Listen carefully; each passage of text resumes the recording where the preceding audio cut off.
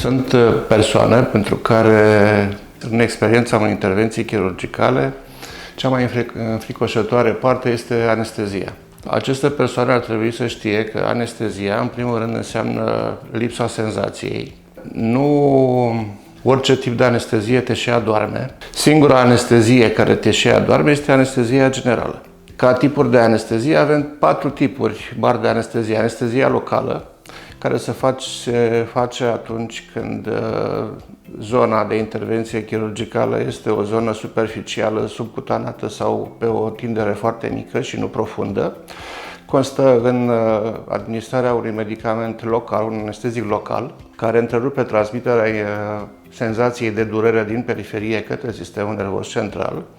Cel mai cunoscut tip de anestezie locală este anestezia de la stomatolog. Ar mai fi anesteziile locoregionale, unde se administrează un anestezic local în preajma unui nerv sau plex nervos sau mănunchi nervos și se întrerupe astfel transmiterea influxului nervos către sistemul nervos central. Aici avem brachianestezia, anestezia epidurală sau peridurală și blocajele de nerv periferic.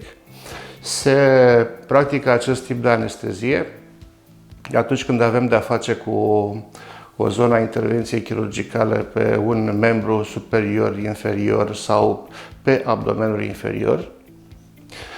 Mai avem tip de anestezie generală cu intubație orotracheală sau fără intubație orotracheală.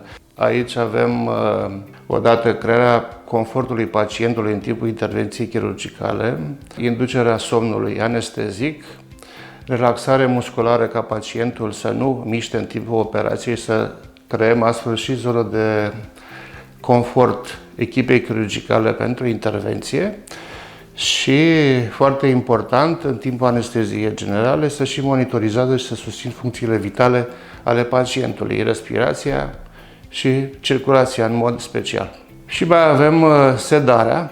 Sedarea constă în administrarea unor substanțe medicamentoase care induc, în cadrul unor proceduri cu mare disconfort sau cu potențial dureros, o stare de somn, de relaxare și eventual și de amnezie din partea pacienților. Aceste tipuri de anestezie pot fi combinate între ele. Poate fi combinată anestezia locală sau anestezia locoregională cu sedarea. Poate fi combinată anestezia generală cu o rachianestezie sau cu o epidurală.